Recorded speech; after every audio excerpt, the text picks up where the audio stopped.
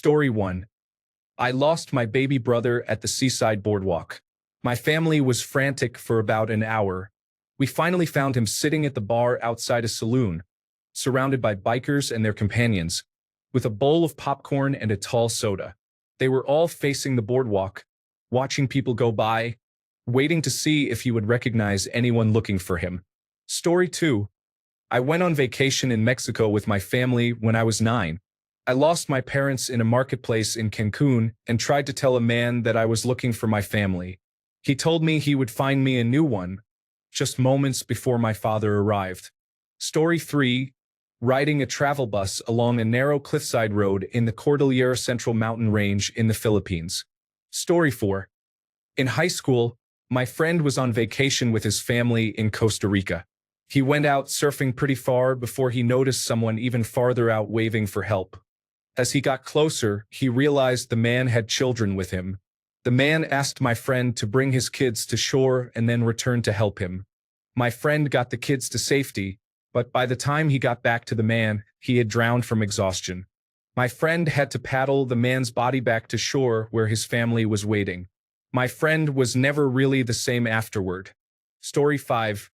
I almost died last year. Halfway through vacation, I started having pain in my groin and abdomen after taking my morning bathroom break. I thought it was just something I ate.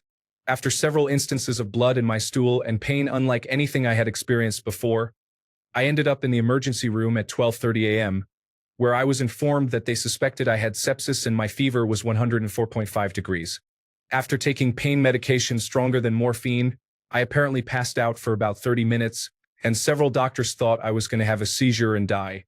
Turns out I had multiple infections from unchecked leukemia.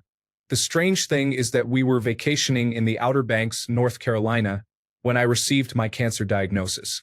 When I was a child, my father was diagnosed with cancer after vacationing there. Safe to say my family is avoiding that location from now on.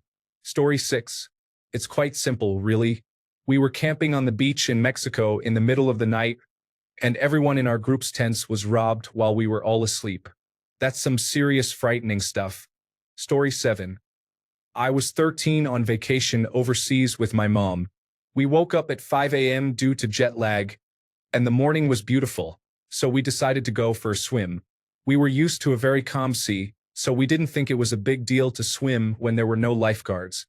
As a result, we got caught in a rip current without knowing what it was. My mom was a weak swimmer, so she told me to swim to the shore and call for help. But the shore was empty, and I knew she just wanted me to leave her and save myself. I grabbed her by the hand and swam as hard as I could. Luckily, we were close to the shore, and my desperate sprint got us to a place where we could stand. We went back and felt extremely sleepy, so we went to sleep and woke up 10 hours later. When we looked out of the hotel window, we noticed the red flags on the beach, and no one was swimming. Story 8. The woman next door to me in the hotel was murdered. I heard her screaming, "Get out of here," repeatedly. I called the police first and then the front desk to inform them of the situation. The police arrived and began questioning me, asking if I knew her, was in her room, or if I had seen anyone else. I didn't know her, never left my room except to answer the door for the police, and I didn't see anyone else.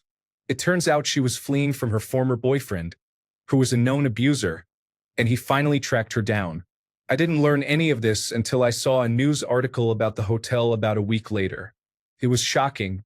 Story 9.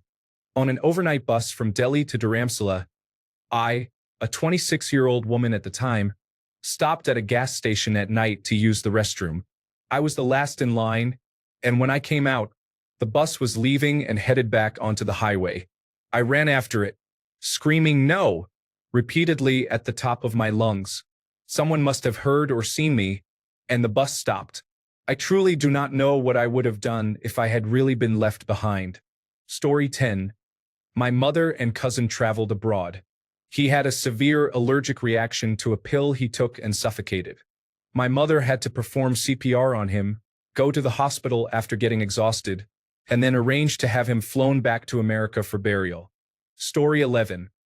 I shared this recently because it happened not long ago. I was snorkeling with my wife and son. My wife was free swimming ahead of us while my son and I took our time gently paddling to the main snorkeling area. She was about 50 yards away, and everyone else in the area was about 30 yards from us. Suddenly, I felt something pushing me down into the water. I looked and realized my son, who was 17 and bigger than I am, was holding on to me. He had taken water into his snorkel and started panicking, so he grabbed onto me. I was trying to tread water, support another full-grown man, and figure out how to get somewhere safe where we could stand or reach the shore. I couldn't manage two people. I began dipping in and out of the water because my arms and legs were getting tired, and I was treading for my son's life. If I wasn't trying to hold him up, I could just float until I caught my breath. Finally, I got the attention of another snorkeler and called for help. A group of them came over and someone with a paddleboard took my son. I floated and paddled as much as I could while another person pulled me toward a boat. By the time I reached the little boat, I was on the verge of passing out from exhaustion. I truly thought my son and I were going to drown. The crazy thing is we are both good swimmers. If he hadn't panicked, he could have just swum to shore, which wasn't that far away, or blown the water from his snorkel and continued swimming. Since he was pulling me down, I panicked and wasn't thinking clearly to instruct him on what to do. It was one of the scariest experiences of my life. Story 12. I got really drunk in New Orleans. My phone died, and I couldn't get a ride. I decided to walk back to my hotel. I could see it from where I was, so I just started walking. Two women saw me and asked if I needed a ride. I said yes, told them where I was going, and jumped in the back seat. It was obviously a poor decision. They drove me, and I could tell we weren't heading to my hotel. They were acting strangely, making phone calls and stopping at a gas station to get some gas. I was sobering up quickly as this was happening. At the gas station, they said it wouldn't take cash and were just stalling. I managed to get $20 out of my pocket, put it on the center console, and fortunately, got out of the car, ran inside, and waited there for 15 minutes. After a while, I ran toward my hotel and made it there safely. I only ever told one person about this, and I often wonder what they had planned for me. Story 13. In 1995, I was in Europe for the summer. The last week was for travel, and I was by myself, a 21-year-old female. As a broke college student, I took advantage of as many freebies as possible. With my Eurorail pass, I got a free cruise on Lake Geneva. It ended up being much longer than I thought it would be, and it was a really hot day. Because of this, I switched from being on the sunny deck to going inside several times. After I had made the switch a few times, I noticed that a couple was mirroring my movements, but they weren't sitting together. I thought I was being paranoid, so I started moving even more frequently, but the couple followed my every move. Assuming they just wanted to take advantage of a young girl alone, I decided that I would let them disembark first. By the end, we were the only 3 people on the boat. At this point, I was actually starting to get scared. It was a Sunday, and all my parents knew was that they needed to pick me up at the airport on Friday. If something happened to me, there was no way to track my movements, and there would be a delay of nearly a week. Finally, I noticed that there was a police officer near the end of the ramp. I got off the boat and stood by him. The couple actually hung around for a bit, but eventually must have figured out that I wasn't going anywhere by myself. I still had about 6 hours until my train was going to leave and had planned to do some sightseeing in the town we were in, but decided to play it safe and just stay in the train station where there were other people around. I have no clue what they wanted, but I still have no doubt that they were up to something. Story 14. My uncle decided to explore a trail in Yellowstone near some hot pools. He was walking backward on the trail and fell off right onto the crust near the hot pools. By sheer luck, he didn't fall through. It was horrifying. I thought we were witnessing a man die. Story 15. It was the first day of my first international trip, traveling alone. I went to a pub in London and had a few pints. As I walked out the door to return to my hotel, I was attacked by a young man with a razor blade. He cut my face down to the bone and then slashed my temple. I spent the next 3 days in the hospital, bandaged up and unable to see my face. When I finally left the hospital, I had to borrow clothes, including underwear, since mine had all been saturated with blood. Story 16. My mother and I were having coffee in a market in Nicaragua in 2013, minding our own business by the road, when suddenly a motorcycle pulled up at the intersection where a group of men were chatting. The motorcyclist pulled out a semi-automatic-looking gun and shot all four before driving away. Story 17. I have an interesting story from the 1980s when I was a young child. Each summer, my parents took us to Wildwood, New Jersey, and we always had a great time. These memories have stayed with me. One summer, we stayed at our usual reputable beachfront hotel, where we had stayed in previous years. Our room had a living room, kitchen, bathroom, and a hallway leading to the bedroom. I was probably 7 at the time, and I remember this well because it scared us. On the first morning, we found our front door slightly open, even though we always locked it, deadbolted it, and secured the chain. My parents thought one of us might have been sleepwalking. The next night, my father slept in one bed with me, and my mother slept in the other bed with my sister. They slept on the outer sides of the beds to ensure they would wake up if we got up. Yet, the door was open again the next morning. My father went to the main office to discuss the issue with the manager. The manager apologized and said there were no other rooms available. He gave my dad a reduced bill for the week and had someone check the locks, which were found to be in working order. That night, my parents placed all the luggage against the door. The next morning, the door was open, and the luggage was thrown into the living room with one item on the table. The following night, they put the kitchen table against the door. The next morning, the table was back in its place, even though it was heavy. My parents laughed it off but later told us they had no idea what was happening. No money was taken, and nothing was disturbed while we were at the pool or beach. Was my dad sleepwalking? He had never done that before. Was someone entering the room somehow? Was it a ghost? I don't really believe in that, but whatever it was, we could never explain it. Many people are curious about this story. However, it's been a while, so I can't remember all the little details or why my dad or mom didn't stay up or just leave. I am planning to visit my parents this Sunday and ask them about what they did. I'm not sure if my dad stayed up one night. I'll ask him the important questions and then provide an update. I spoke to my parents. They are with me here now. I asked them for their side of the story. Essentially, we stayed there for a week, and the strange occurrences didn't begin immediately. It all started on the second night. The first night seemed normal, but on the second night, we noticed that the door was oddly open, despite being locked. The same thing happened on the third night. Then, on the fourth night, we found our luggage had been moved from where it was placed against the door. We thoroughly checked the room to see if there was any way someone could have entered, but there was no adjoining door. Despite feeling very uneasy about the experience, we ruled out carbon monoxide poisoning as a cause. My father insists he had nothing to do with it. Why did they stay there? I don't know. It was vacation, and the place was booked. They didn't want to get up and leave and preferred to enjoy their vacation. On the third night, I, being a bold child, decided to sleep on the pull-out couch in the main living area, and my dad slept with me. Apparently, we didn't wake up to anything but did wake up to find the door open. Honestly, it was probably one of us sleepwalking. Maybe it was me. I did used to sleepwalk at random times at that age. Nothing was ever taken.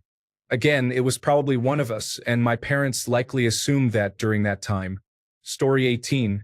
My first year abroad in China was in 2002. I was a teenager at the time. I was in the Northeast during the dead of winter, not too far from Siberia.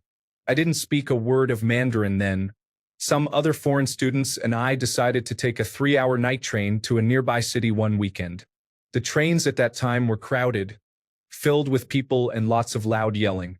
There was no sign indicating when we reached our stop. Instead, a train employee would come into the car and shout the name of the next stop over the noise. Unfortunately, none of us heard it when our stop was called. We only realized we might have missed our destination when we noticed we had been on the train for an hour longer than the trip was supposed to take. We approached the train staff member and tried to explain ourselves with hand gestures, repeating the name of the place we were going. He pointed back the way we came, indicating we were supposed to get off the train earlier. Then he gestured for us to wait, and when we reached the next stop, he called over another staff member. We had no idea who this person was, and he motioned for us to follow him. The staff member led us off the train, and we emerged into an empty, silent, snowy train yard.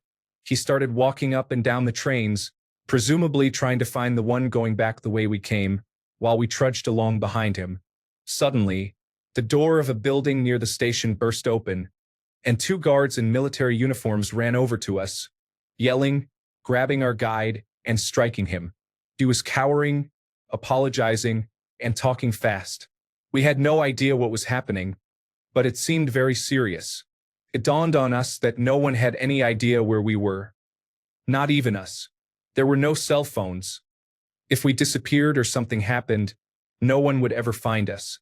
Our parents and our school would look for us in the city we were supposed to be in, not in the middle of nowhere. The guards took us into an interrogation room. A bare light bulb hung from the ceiling, illuminating cement walls, barred windows, and a metal desk.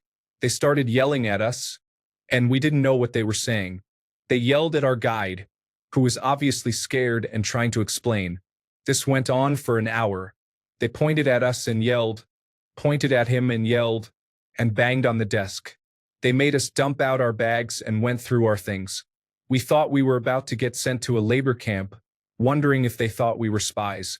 It turned out they thought we were sneaking around the train yard to avoid paying the return fare, which was a whopping 8 Chinese yuan, about $1. I stayed in China for many years after that, rode many trains, and later understood that we were supposed to go into the station, buy a new ticket, and return through check-in. In retrospect, it seems obvious, but we were just inexperienced kids following a random guy. It wasn't his fault either. My guess is that the train employee told him to find us a return train. I understand why the guards were so angry. We were in a restricted area and weren't supposed to be there, though hitting our guide was excessive. Still, all of that over $1. We couldn't get our wallets out fast enough.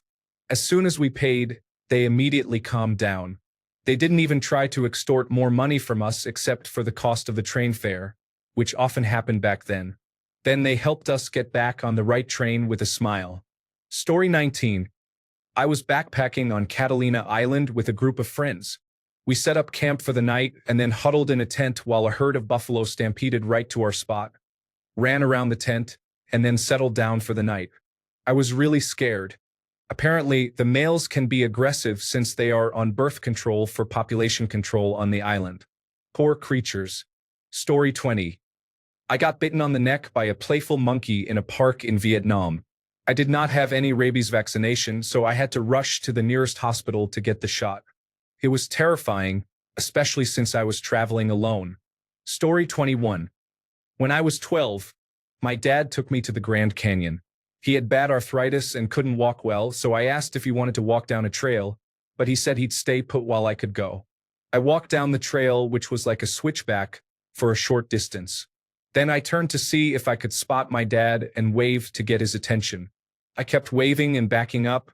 Then I turned, and my back heel was right at the edge of the Grand Canyon. I was not the smartest kid. Story 22. I experienced food poisoning while in Japan. I was with a tour group on a bus without a bathroom when the diarrhea struck. I had to wait until we arrived at our stop, which was 5 agonizing minutes away. When we finally got out, I scrambled to find a store that had a bathroom and wasn't busy to avoid the embarrassment of an accident. It didn't help that no one spoke English, which made it harder. It took 10 minutes of searching, all while holding in the impending diarrhea, before I finally found a restroom. 10 minutes felt like an eternity under those circumstances. I was drenched in sweat from the effort of holding it in and the fear of an accident in public, in a foreign country. There's actually more to this story afterward, but I think this is enough for others to understand the situation. Story 23. I was taking the train in Milan with my girlfriend when a man sat in front of us and locked eyes with me. He took a photo of me, and after a few moments on his phone, he hung up, took out a knife, and began gesturing as if to slit his throat, all while maintaining eye contact. He then started yelling in Italian and slammed the blade of his knife into the chair and the window behind him as he became increasingly angry at us for reasons unknown. We moved to the end of the train. The man stayed where he was but continued to maintain eye contact. We got off at the next stop, but in that moment, I thought I was being mistaken for someone who had a hit on their head. Story 24. My insulin pump failed, and we didn't have long-lasting insulin. So my mom and I were forced, after trying all other measures, to go to the hospital at 1:30 a.m. in Mexico. We took a cab to the emergency room, and after being discharged, they sent us to a pharmacy at 3 a.m. to get needles and medication. We didn't speak the language, didn't know where we were, and didn't know where a pharmacy was. Our cab driver was helpful. He kept me distracted while my mom went to get my medication and even got out to tell a few intoxicated men to stop bothering my mom. Overall, it was a great experience, but it became stressful for a while. Story 25. I was with my family in Jamaica when I was 16. I was swimming in the ocean with my younger brother when a local man grabbed me and started swimming me out to sea towards a boat with other men on it. He kept saying I was going to be his American girl. He got pretty far out before my brother was able to get help from other adults. It was terrifying. Story 26. I visited my extended family in eastern Ohio during the winter and asked my aunt and mom if I could go sledding in my aunt's backyard, as she lived in the rolling hills of the Appalachian area. She said yes.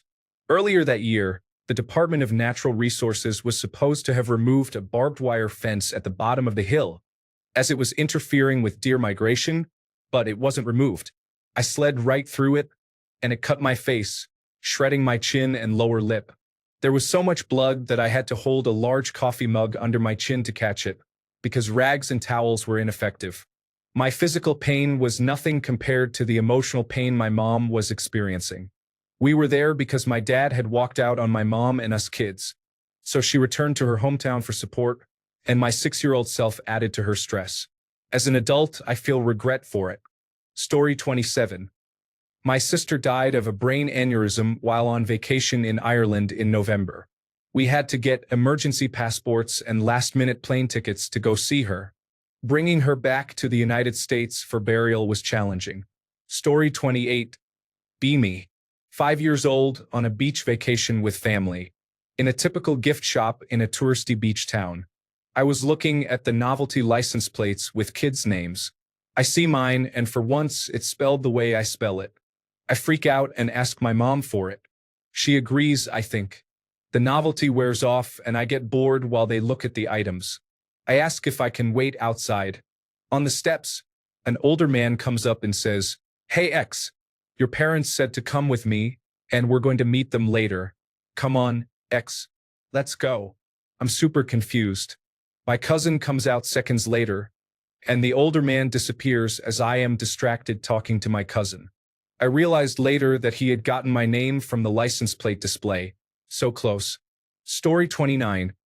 I spent several weeks touring India with my mom and stepdad. I had many boys approach my mom and ask if they could marry me. They were serious, and my mom jokingly agreed to a few. At one point, I had to tour the house of a man who sold chai and heroin to tourists and locals. I went through an awkward 2-hour encounter with this man who liked to rub my feet and resembled a tanned version of a character from The Lord of the Rings. I met his 2 wives and his mother. They made my stepdad and me some naan, and it was up to my stepdad's approval whether I could stay. Thankfully, my stepdad loved me and understood Indian culture well, so I wasn't sold off. But at 15, it was frightening to think I might never return home because my mom wasn't being cautious. Story 30.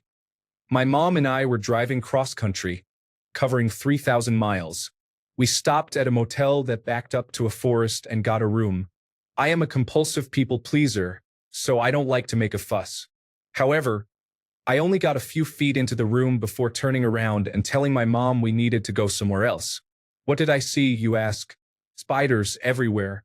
It was like a scene from a horror movie, and they weren't the harmless kind either. They were black widows. The room was clean, so I assume it had simply been left vacant for a while. Story 31. I was on spring break with my 2 children and parents at the beach about 4 years ago. I was lying on the beach while my children played in the sand, and my parents had gone back to the condo.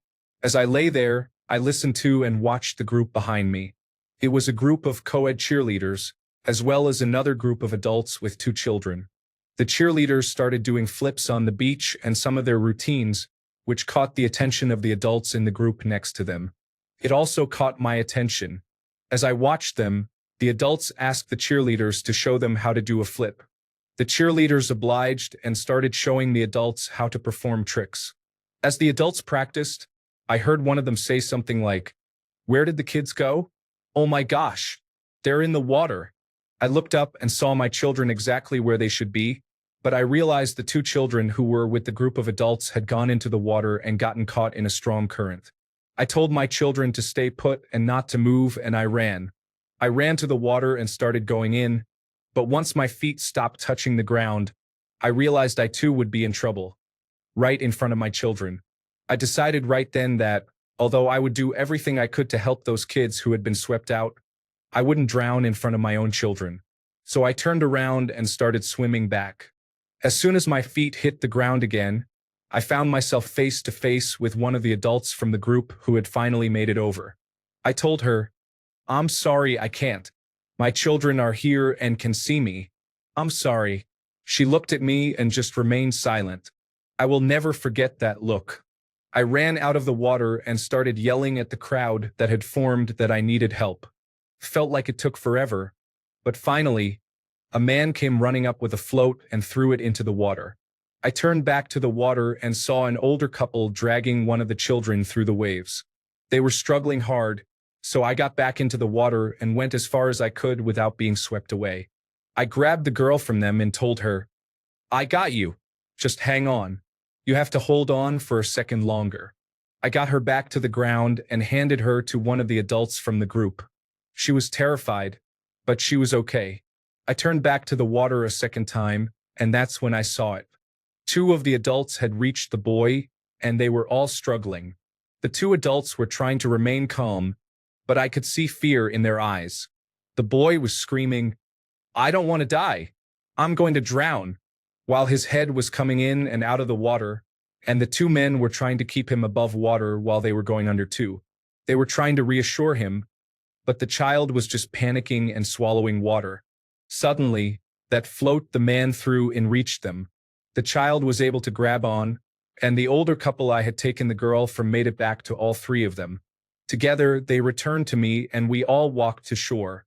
The boy was shaken, as were the adults, but he was also okay, all things considered. I hugged the couple who had been in the water with me and apologized to the woman, explaining that I just couldn't go farther out because my children were on shore. She told me she understood. I will never forget their faces. I went back to my kids, who had watched the entire event but were somehow blissfully unaware of its severity, and I quickly took us back to the condo. So yes, that's the scariest moment I've had on vacation. All of that happened in the span of about 5 minutes at most. Phew, I haven't shared that kind of detail about that experience before. Thank you for listening. Story 32. I had been on tour with a band for a month. I flew from the United Kingdom to Qatar and Dubai for the Dubai International Jazz Festival. We were staying in the host hotel for the jazz festival, which is normal. The hotel was full of men in the traditional dress of the area, which I found a little odd considering it was an international jazz festival. As the band manager, I was on site for a week before the festival opened, as we were doing rehearsals for a solid week prior. I never saw anyone in national dress at the festival site. We completed the festival, checked out of the hotel, and in the lobby, I noticed a newspaper that had multiple faces of men and one woman plastered across it. However, it was in Arabic and I couldn't read it. One of the women oddly resembled me. At the airport, I went to the newsstand to get a newspaper. As I was reading it, I realized that a high-level operative from a group opposed to certain other countries had been assassinated in our hotel the day we arrived. The presence of 70 men in national dress indicated they were effectively the intelligence agency of the country. Imagine if the head of the Central Intelligence Agency was assassinated in the United States. It would create a furor. I don't want to get more specific, as it could identify me. To confirm my suspicions that I wasn't dreaming, they had a photo of our hotel room in the newspaper, along with a photograph of one of the women with the men who were identified as other terrorists in the elevator. So I knew it was our hotel and it was frightening. I was reading the paper at the airport when I was suddenly called to the front. While in the boarding area, Several large men began inspecting my passport. All of a sudden, multiple men ran down the gangway to where we were waiting for the plane, all in military dress and armed. They grabbed me, and a small woman in a hijab and abaya told me I needed to come with her immediately. I didn't argue, nor did the band members, as I had advised them not to mess with security in Dubai. They took me into a small room, and the woman in the hijab instructed the men to leave. The translator began asking me questions. How long had I been in the United Kingdom? What were my political affiliations? What was I doing in Dubai? What was my religion? Did I have any animosity towards Muslims? So many questions. I answered them all honestly. She eventually shook her head, knocked on the door, and they let me go. Evidently, I remarkably resembled one of the women who had assassinated their political figure. I had spent the same amount of time in the United Kingdom as she had, as she was attempting to cover her tracks after traveling from Ireland to kill this man. I learned this from some people involved in the music festival, as my detention almost caused an international incident. Now, I always read newspapers when I travel internationally and find someone to translate for me if I sense something unusual is occurring. Story 33. I was 7 on my first family vacation to Disney World. At the Orlando airport, we were waiting for the tram to take us to the other side of the airport, from our arrival gate to baggage claim. A tram arrived and my mom said, "Let's get on this one." So I remember hopping on. The doors closed behind me and my family wasn't on the tram. I began sobbing uncontrollably and a woman pulled me close to her family. She held me until my family arrived on the next tram. I never got her name, but if she reads this by chance, please message me so I can thank you 30 years later. Story 34. This didn't happen to me but to a friend of mine. I wasn't there, but this is the story I heard later. He went on vacation and had a great time with his wife, brother, and friends. They partied, had drinks, and headed to the pool. One friend dove in and my friend followed. The first guy came up just fine, but my friend didn't. He must have broken his neck while diving in. He was barely 30 years old. His mother had to fly down to collect his body, and he donated his organs. It was such a shock. He was always making people laugh. He knew everyone. He was always willing to help with a favor and just loved talking to people. It shouldn't have happened to him. Story 35. Up at the Grand Arch in Arches National Park, I had to step back a long way to capture the entire arch in the photo. My friend grabbed my shirt and some of my chest hair. I was upset and asked him what his problem was. He said, "Turn around and look." It was a long drop, maybe 800 feet. I was right at the edge. Story 36. I rented a Wrangler through Turo, which is similar to Airbnb for cars, for our honeymoon in Hawaii. The driver picked us up in the Jeep at the airport when our flight landed at 11 p.m. He didn't have his own ride back, so he asked to drive us to his shop where we could drop him off. I'm a pretty big guy, and we were a pair of trusting individuals, so we went along with it thinking he seemed fine. He was on Turo and we were still in America, so no worries, right? It was a typical drive. The driver was a super nice man in his mid-40s, originally from Argentina, who had visited when he was younger and never wanted to go home. Everything felt fine until he turned off the highway onto a dark road and then pulled onto an even darker road through a gated chain-link fence into a completely unlit industrial park and stopped the car. My wife had already been panic texting me, asking what was happening and to get us out of there. I looked at him and said, "You good?" He could not have been nicer or more oblivious to our anxiety, responding, "Yes, thank you both so much and have a great trip. See you next week." My wife, wisely, wouldn't even get out of the back seat. She's about 5 feet 1 inch tall, until we were a mile away. I'm older and wiser now and try to avoid situations out of my control, but we were lucky that the Argentinian just needed a ride home. He left a mixed CD in the Wrangler that we listened to and laughed along with all week. I'll never forget track 2, California Girls by Katy Perry. I hope he's doing well. Story 37. Montana, Glacier National Park. My husband wanted to climb down to get a closer look at a steep, rushing gorge. This wasn't just a stream. It was immense amounts of powerful crashing water that could have swept him away in an instant. I warned him not to go down there, but he insisted. I watched, holding my breath, and sure enough, his foot slipped, and he almost fell.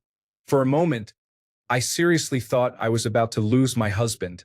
Thankfully, he caught himself and then looked up with eyes that said, "You were right." Story 38. This was probably 2006 or maybe 2007, so I was about 15 or 16. I went out surfing by myself in a swell along the Jersey Shore early in the morning right before a hurricane was about to hit. I was riding a retro single-fin surfboard from the 1970s, and it was choppy in the water. I really shouldn't have been out there, especially since there was no one else around. I dropped in and hit some chop, but my board doesn't have much of a nose, so it went right into the water. I was upended and struck at the base of my skull with the fin. Thankfully, I didn't get knocked out and resurfaced. I started to paddle back in but couldn't control the board because the fin had broken off at the back of my head. It took me a while to get back in, and I am grateful I was a swimmer and had the stamina to make it back to shore, as it was one of the most difficult situations I had been in while in the water. That could have ended very badly. I definitely got lucky. Story 39. Arriving in Paris in the middle of the night for our honeymoon, I realized I had failed to complete the hotel booking months earlier. Story 40. I arrived at the airport in my long-distance girlfriend's country. I was traveling alone, and she was coming to pick me up. As I was leaving the airport, people were aggressively trying to offer me rides, which I obviously declined. Then one man called out to me by name and said he was sent to pick me up. I called my girlfriend to ask about it, and she panicked and told me to immediately go back inside the airport until she arrived to get me. I guess I almost got kidnapped. I have no logical explanation for how they knew my name. Thanks a bunch for sticking around till the end of the video. Remember to subscribe, and until next time, stay awesome and goodbye.